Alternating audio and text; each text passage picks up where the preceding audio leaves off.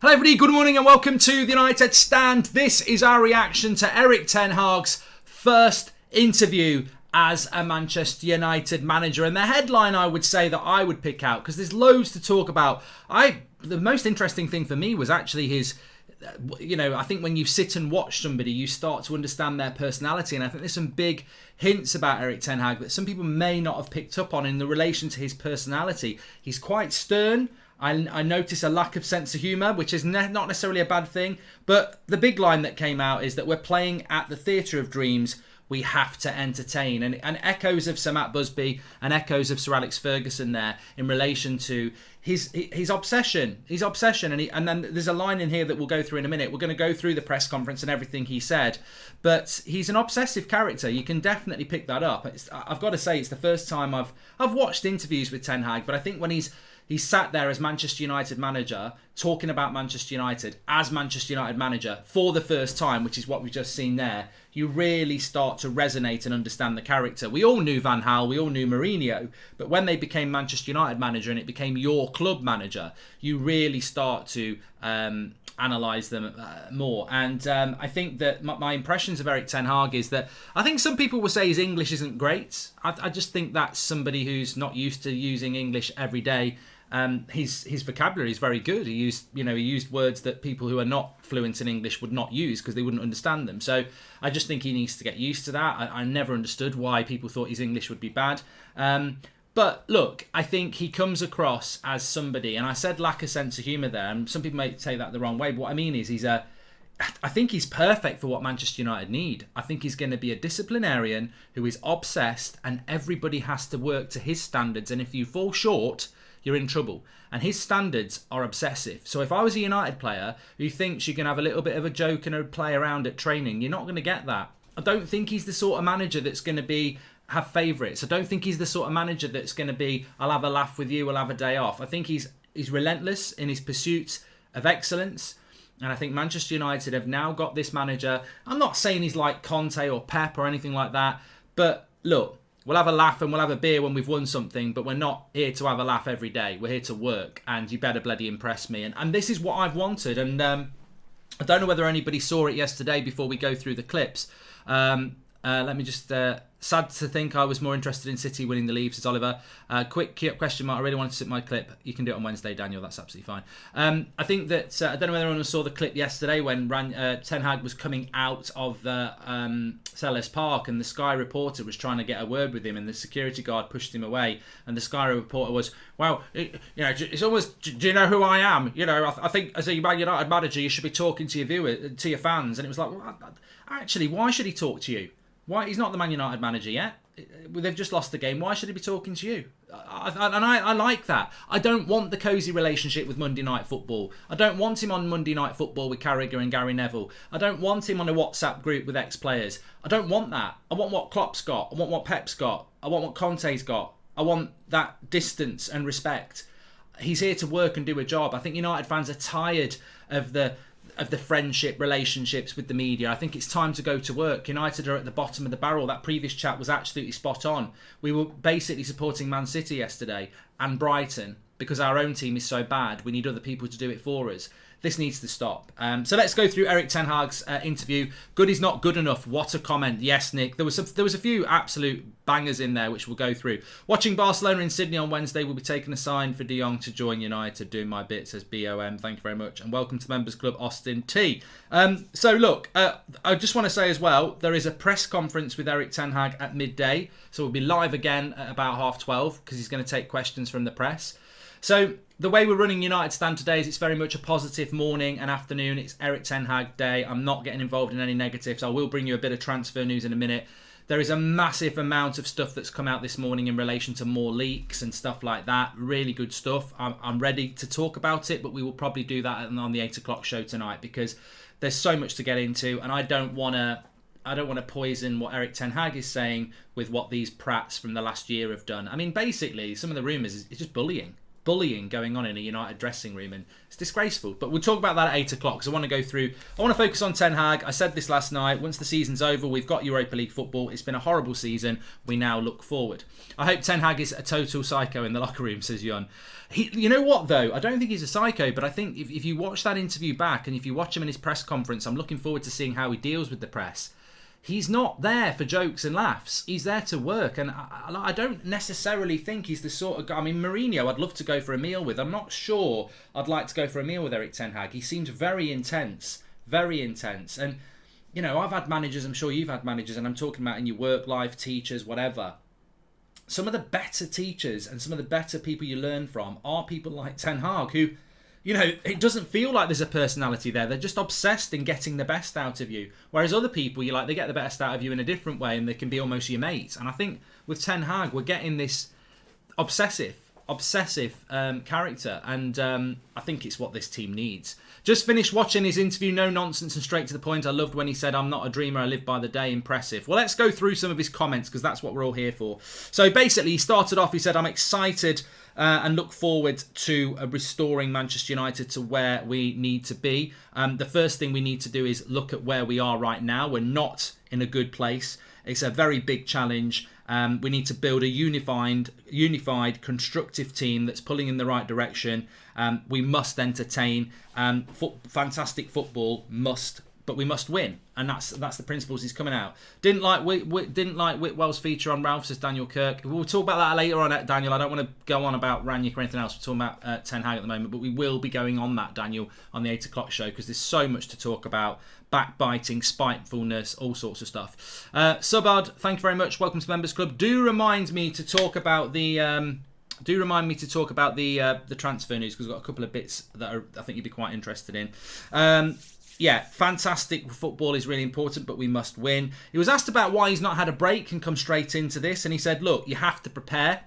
When you're managing a football club like I was managing Ajax, I was planning for next season, this season. I can't do that because I'm not the Man United manager this season, so I have to prepare. I'm already playing catch up, and effectively... we've got to, I've got to meet people, we've got to plan the strategy, we've got to prepare, and that's why I'm here now. So effectively look, I think what you're going to get, I'm making a prediction here, but I think with Ten Hag, we're going to get Ranić in a different way. Maybe not, Solskjaer was just happy, smiley. Mourinho was about his own personality. Ranić was just very analytically honest. And I think with Ten Hag, you're going to get blunt honest. I think, I don't think he's got...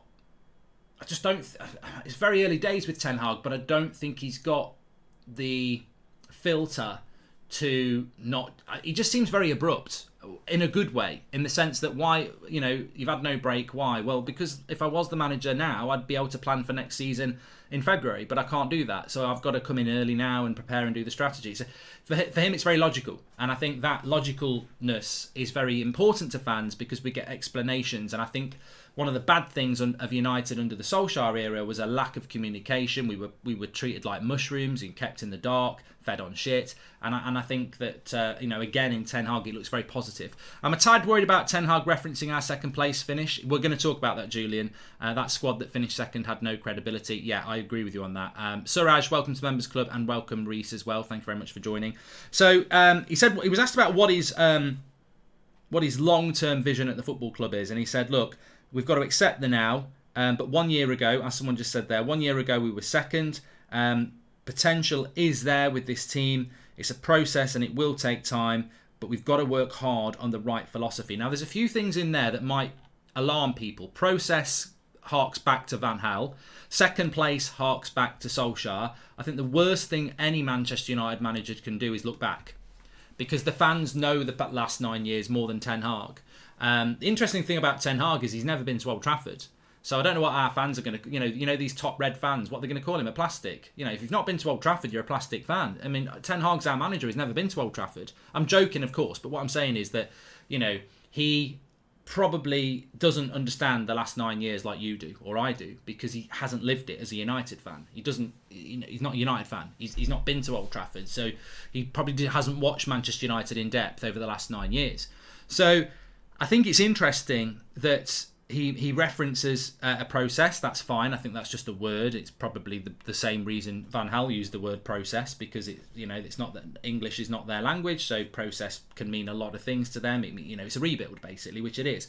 But the reference to the second place last year, that's probably, look, he's mentioned that a couple of times. I wouldn't read too much into that. I think he references second last year because it's like he's looked at the league table and gone, well, they were second a year ago. We can get back there. Unfortunately for Ten Hag, it's going to be a reality bite. Somebody needs to take him aside and say, they finished second last year. Yeah, that's good. No, it's not. There's no fans in the ground. This team bottles it when there's fans in the ground, as we've seen this year. Chelsea had sacked their manager at Christmas, so they only played well for half a season. Liverpool had an injury crisis. We weren't second best, really. We parked the bus and counter-attacked in stadiums with no fans in it. It was a false. That second place was false. So if you think that we finished second a year ago, you can use that to get a second next year. Just forget about it. Just start from here, because we really are shit, and that's what he needs to do. And he'll understand that anyway. Second last year, it's not like he's going to go, let's pick that team. He's got. Even if he likes that team that finished second a year ago, their style of football could not be further from what he wants to play. We'll get into it in a minute. He wants to play attacking, entertaining, controlling, pressing football. We came second last year, but by parking the bus and counter-attacking. So there's no correlation, really. I hope the first thing Ten Hag does is sit the whole team down and humble them. All players need to come to grips with the fact that they haven't been good enough, says the filthy underdog.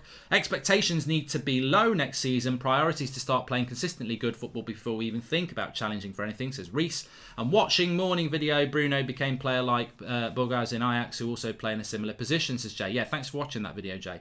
So yeah, long-term vision. He spoke about that. Potential, process, hard work, philosophy. Short-term vision. He said, well, we've got a break. We're going to have a break. The players are going to have a break. I don't know what's happening with the players this week, by the way, because there was no reference to that. Hopefully he'll be asked about it in the press conference. I don't know. I just don't know what some of these players are doing. David De Gea last night put some tweets out. Got a bit of stick, but a lot of praise. Maguire puts a tweet out, and you think, why? Why have you done... Look, I think Harry Maguire's been crap this season. And at 8 o'clock, we'll be talking about some really interesting things about Harry Maguire and a few other players that have come out this morning. But, now's about Ten Hag. But, Harry Maguire's like, it's not been the season we want to. And then you look at the replies and before you look what's going to happen. Just don't tweet.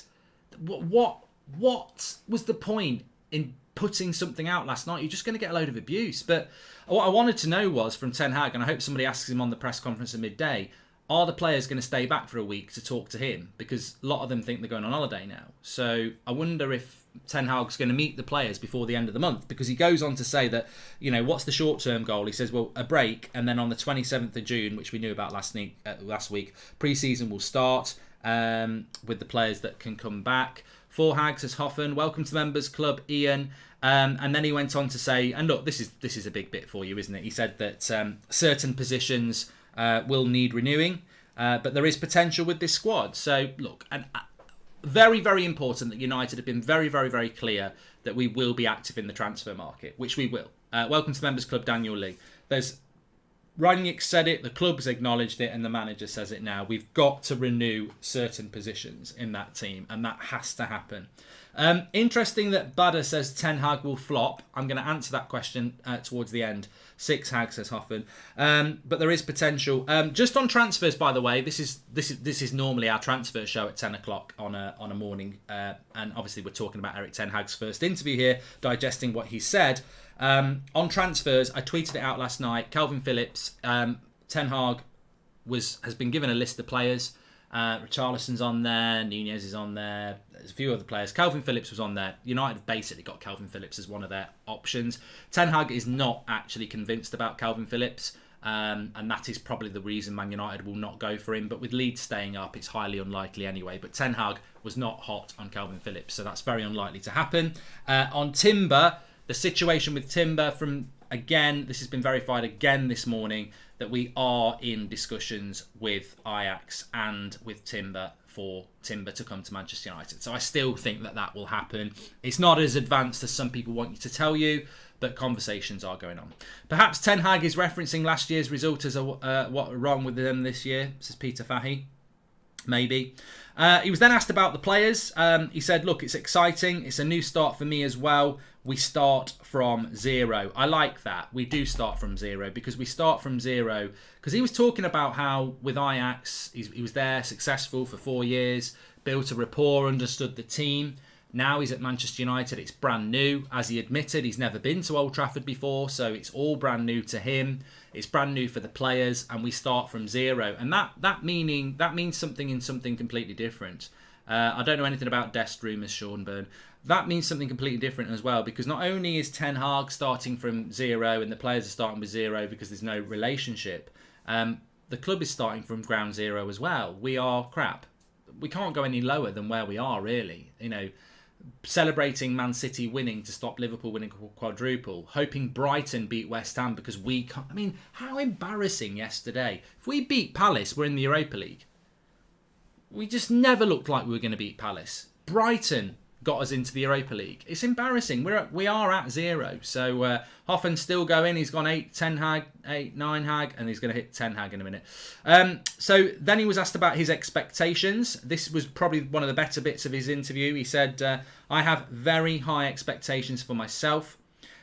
Good is not good enough. That is an obsessive character. This is what I'm talking about. And obsessive characters aren't necessarily easygoing, life and soul of the party characters. You know, obsessive characters go to a party. I've got to be gone by 10 because I've got work tomorrow, and they're gone at 10. They don't have another one. You know, I've been at parties and like, I'm not staying late and then I'm there till the end. I'm not an obsessive character. I'm sure many of you aren't. I'm not obsessive. I've met many obsessives, and Ten Hag is clearly obsessive. And Ten Hag, if he goes to a party and he's got to be up early for work and he says, I'm only going for a couple of drinks and I'm leaving at 10, it doesn't matter whether Dancing Queen's just come on, he's walking out at 10 o'clock. And that is an obsessive character. Now, some people might not like an obsessive character, but Manchester United need that. You don't need to be in love with our manager. The reality is Ten Hag, as I said, the sort of character that I think I'd enjoy having a pint with? Well, I would, because I like to talk about football, but I don't think we'd be great mates, because I just sense that his character probably doesn't fit with mine, but that's absolutely fine, because ultimately we'll love him because he wins things with Manchester United. And he said it a couple of times in the interview. You can rest assured I will do absolutely everything within my powers to make Manchester United successful, and he will. And there's been managers out there that, I'm not saying that Ollie didn't think that. I'm not saying that Van Gaal or Mourinho didn't think that. Hard work alone will not make you successful at Manchester United. We've got players like Scott McTominay who works his arse off for United. He's just not good enough. So look, Ten Hag might work his arse off and he might not be good enough, but the signs are good that he is an obsessive. And he said, look, I've got high expectations for myself. Good is not good enough. We must do better. And these players basically have got to impress me every day, because that's how we get better. And there's not going to be an easy ride. We've heard stuff this season from these players moaning about having to put extra training in or not liking the training routines. I mean, if I was a Man United player, I'd go away, I'd delete every Man United player's number off my phone, and I'd go in on the first day. And if everyone's like there, do you have a good summer? Should we have a little dance getaway? I'm on my own here. I'm an island. This guy's obsessed. I've got to focus on me. We'll have a chat after training, because I think that's just the way it's going to be. And I think people like Cristiano Ronaldo will actually do really well under Ten Hag, because Ronaldo's an obsessive. I don't know whether people realise this, because he's such an icon. Ronaldo is an obsessive. Like, Ronaldo and Ten Hag, I think will get on really, really well, because Ronaldo's an obsessive. You don't have a body like that. You don't have a career like that. He used to stay back for hours after training. He's an obsessive. He's a perfectionist, and I think Ten Hag is. And I think the problem with United is, look at the problems some of that dressing room has had with Ronaldo and the standards of not having a pudding and all this, that and the other. Ronaldo's going to fit Ten Hag a lot better than a lot of our players who are drenched in this culture of, selfishness and popularity and an easy ride. It's going to be really interesting to watch. Rick, welcome to Members Club. Mark, we need players like Rudiger. Should have been his leaving video. Humble lad who plays for the club, says Austin T. Any updates on backroom staff and coaches joining Ten Hag? Well, Mitchell van der Gaag and Steve McLaren have been confirmed, Abhishek. They've been confirmed this morning. Jag, welcome to the Members Club. Please do smash a like on the video, by the way. It's Erik Ten Hag's first interview as Manchester United manager, so it'd be great to get 10,000 likes on the video, wouldn't it? Because there's loads to go through. He was asked about Manchester United in general. He says, look, I know the history, I know the big times, I know the standards, I know and watch the Sir Alex Ferguson times, but before that, Sir Bobby Charlton, Sir Matt Busby, they gave United the presence to the outside world. The one thing that comes out to me about Manchester United is that fighting culture and success. And this is something Rangnick's spoken about. It's something we know about as fans, and it's something Erik Ten Hag has referenced as well now. This fighting culture at Manchester United has disappeared. And he was asked about Ajax, and he said, look, the reality is, at Ajax, teams play Ajax, and Ajax are the biggest club in Dutch football. And they come and players, and they have a high intensity, and they go for it. And Manchester United's the same. And it's no excuse that a team comes to Old Trafford and they're up for it because it's Man United at Old Trafford and it's the theatre of dreams. We've got to work harder than them. We've got to play better than them. And that's something that this Manchester United side just hasn't been able to establish over the last few years. I like Ten Hag already. The obsession of doing your best. This will kick up the players, and we need. Says Ray Carl Brown. I agree with you. He said, he was asked about Old Trafford, and basically this was to do with the atmosphere and what it's going to be like when he first walks out at Old Trafford. And he was asked about that, and he said, look, I've never been to Old Trafford before. I know about Manchester United. I've watched Manchester United. We've never played Manchester United with the clubs that I've managed, and I've never visited Old Trafford. But I will give my best and do everything necessary to get United back where they need to be. And there's some great lines there. Good is not good enough. And we are playing in the theatre of dreams. We must entertain. These are quotes that will... I've seen these quotes attached to Sir Matt Busby. I've seen them attached to Sir Alex Ferguson. They're the right sort of quote. They probably don't mean much to you this morning, a few minutes after his interview. But those sort of quotes are words that not every Manchester United manager has said.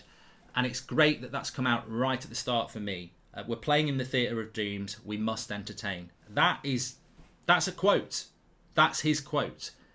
Good is not good enough. That's a quote. That's his quote. Those things are the sort of things that if you become successful at Manchester United, those quotes become attached to you for forever. Sir Alex has got a few. Sir Matt Busby's got a few. They were massively successful coaches at Manchester United, and those quotes live with you through eternity. Well, Ten Hag has dropped a couple today. They mean nothing until he succeeds, but if we do succeed, they'll carry through with him for eternity. The theatre of dreams we must entertain. Good is not good enough. And I like that. Mark just woke up here in New Jersey and saw Villa signs Kamara for free. Man United could have got him for free. We turned it down, Amir. We turned that one down. Did you see Sky Sports trying to put Ten Hag in a English media bias starting already? Yeah, we spoke about that, Nelly. And Ten Hag, most exciting and up-and-coming coach we got after Sir Alex Ferguson, says Jay. Moyes' job too big. Van Gaal passed his best. Jose not the same after Chelsea. Ollie, says Jay. Yeah, well, look, let's not overhype it. I want to talk about that in a minute. But look, he was speaking about his style of football as well. Dominating, dictating football. But, I mean, basically he was saying, look, the way I play football is dominating, dictating football. He mentioned pressing quite a lot. But he did say the players decide how you play, though. Now, I think that has a double meaning. Because on one sense, and this is a direct quote from Ten Hag, he said, look, dominating, dictating football is the way I want to play, but the players decide how you play. There's a double entendre there. The reality is, the players dictate how you play. Well, Rangnick's found this out over the last few months. The way we've played under Rangnick is not the way that Rangnick wants to play. And the players dictated that because they couldn't do it. They couldn't do it.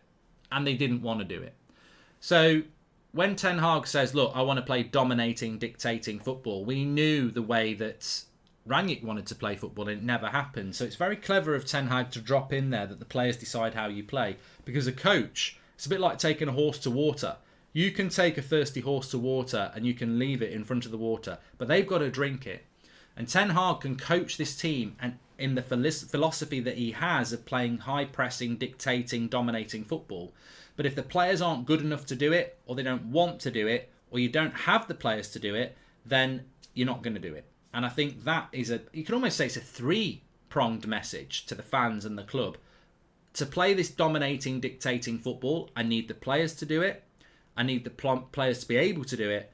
And I need the players to want to do it. And at United, we've seen this season, we don't have the players to play good football. They don't want to play good football, and they can't play good football. So, it becomes a problem that needs to settle within the fan base and everybody, is that we have a good manager that plays really good football, but we have a squad that can't do it.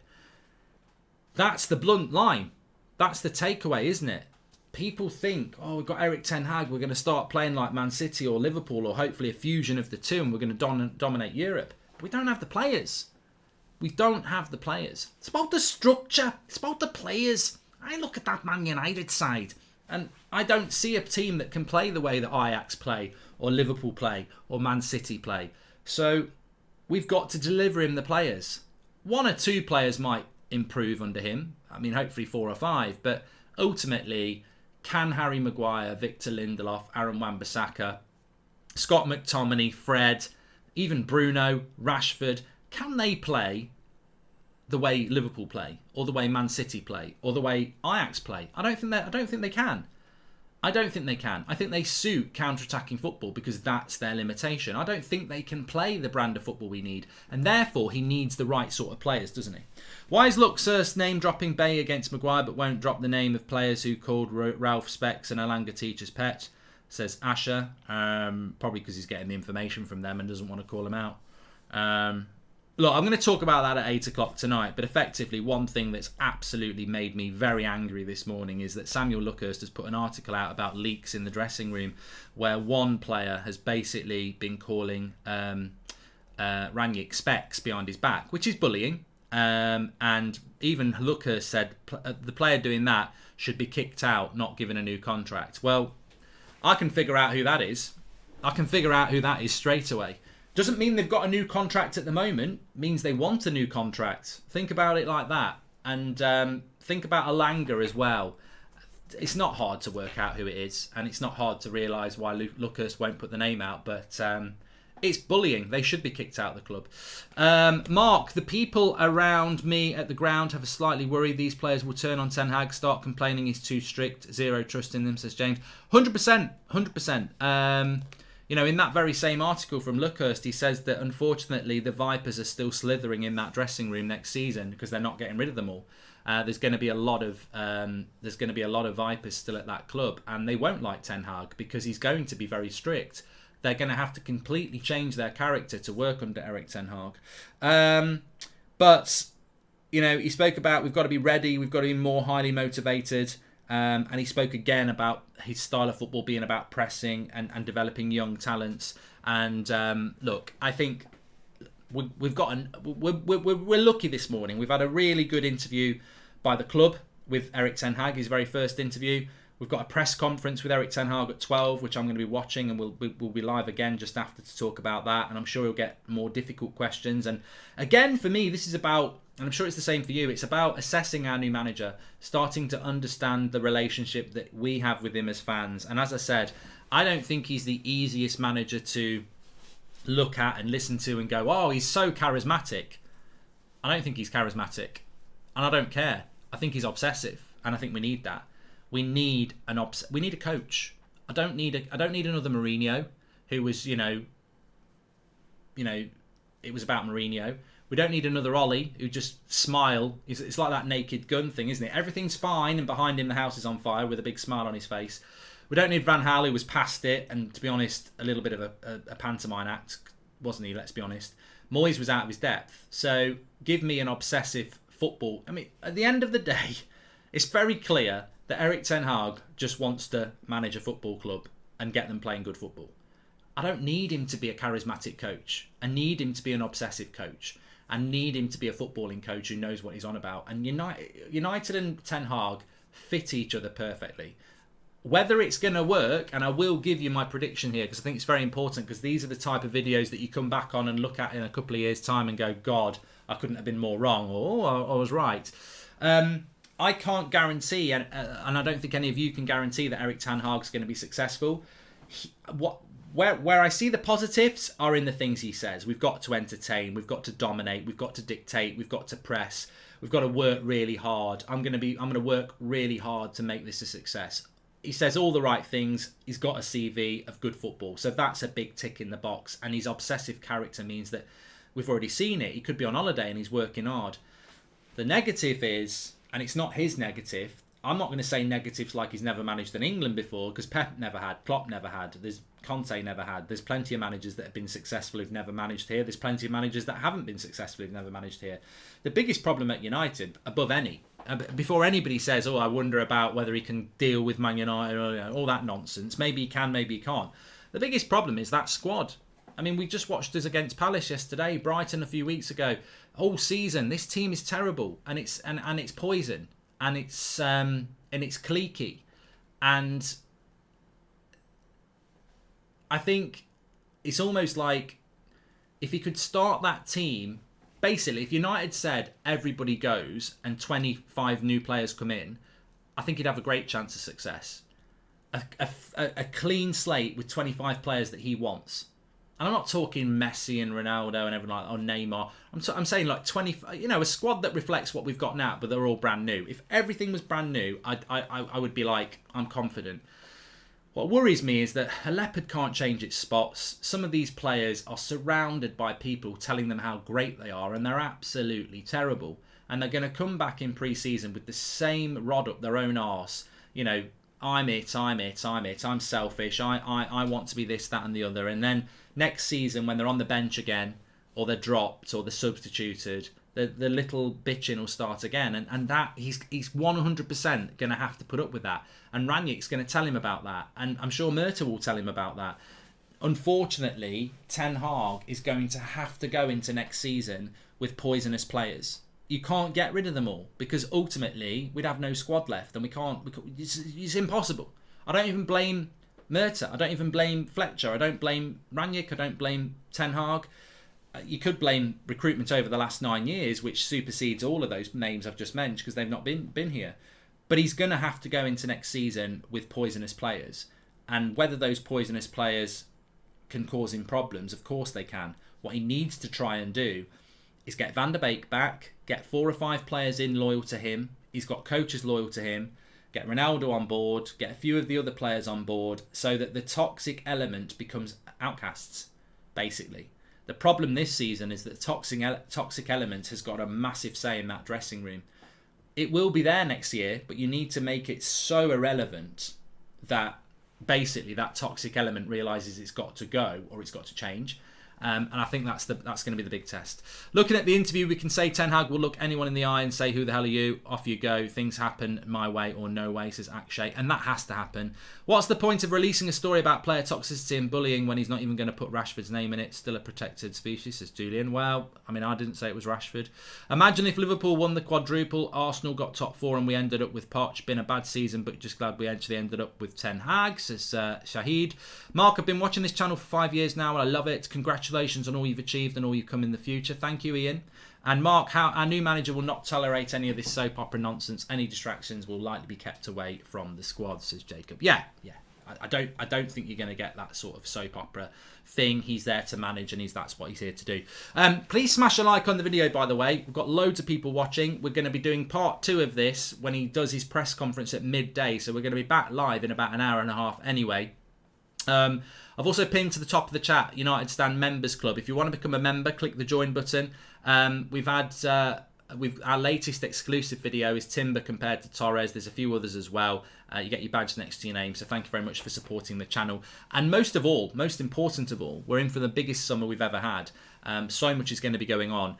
So please click the subscribe button in the bottom right hand corner and make sure you tick, even if you have subscribed, make sure you tick the notifications to get all notifications, because we'll be going live at all sorts of times. 6 o'clock at night, 11 o'clock at night, 8 o'clock in the morning. It's all going to go off because there's so much news going on. Like I said, we normally do a transfer show at 10 o'clock, but we've had this first interview drop, which I wanted to go through with you. But transfer news-wise, Calvin Phillips is off the radar now. He's not somebody that Ten Hag was that interested in. I'm told that De Jong obviously is still there, and even Ruben Neves is still a consideration that Ten Hag is having a look at. Doesn't mean we'll get him. I still think keep your eye out on Lema, by the way. Timber is still progressing. It's not as advanced as some people want to tell you, but it's definitely still progressing. So much so that I wouldn't move down from 80%. I'm 80% sure we'll get Timber, and I remain 75% that we will get De Jong. If people are concerned about Erik Ten Hag being obsessive, ask yourself whether Klopp, Pep, Tuchel or Conte are obsessive or not, says Joseph. And I thought the interview was promising, says Jack Ward. A lot of encouraging points, one criticism, not of Ten Hag. It was very Ajax. Understand you mention it, but there you go, says Jack. Casing says, I've been in lockdown for 54 days in Shanghai, but your channel kept me going. Thank you very much for that. So look, will Ten Hag be a success or not? I suppose ultimately it matters not. The proof will be in the pudding and all the cliches will come out. But I think one thing you can take away from Ten Hag, whatever he's lacking in charisma, he makes up in obsessiveness. I think United are in for a lot of hard work this summer. And I think that he's going to be very demanding. And I think that people like Murta and Fletcher, they better have the phones on, because I guarantee he'll be messaging him at 11 o'clock at night saying, what about this? What about that? We need that. I think Solskjaer was a puppet with a smile on his face. We've now got a manager who is just obsessive to learn, obsessive to do well. And, that doesn't mean it's going to be successful. But I think we've got the right man at the right time. But the job is huge. I can't put any expectations on it. I could see him being sacked in a year. I could see him being here in 10 years. I actually cannot predict what will happen with Ten Hag. I just think it's the right appointment. And if it does fail, one of the positives to come out of this season is that I've never known a fan base be so open to the fact that the players are a joke. The players don't normally get the blame. Mourinho gets the blame. Solskjaer gets the blame. Van Gaal gets the blame. This is the first season where we've looked at the playing squad and said, away fans, the life and soul of this football club at the football ground, away fans singing, "You're not fit to wear the shirt." That's embarrassing. These players are the worst set of players we've ever had. That's the thing that's going to be Ten Hag's problem. There is nowhere to hide. There is no doubt. It's not like a few fans are saying it. The entire fan base know that those players are not fit to wear the shirt, with the exception of a handful of them.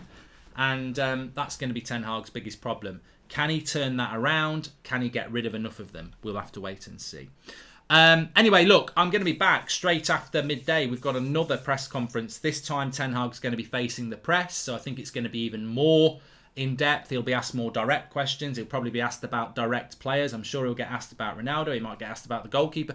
He might get asked about the centre-back, the captaincy. I mean, I really hope he's going to get asked about the captaincy. So I'm looking forward to it. Midday today, press conference with Erik Ten Hag facing the media. We'll be reacting to that. I would say it will be about 12:30. It's probably going to be about a half an hour interview, maybe a little bit longer. So we'll see back then. No free subs today, says Dan, but it's free to subscribe. Memberships, I'll give some out on the 8 o'clock show tonight. So tune in at 8 o'clock. But thanks everyone for watching. I'll see you just after midday. Take care.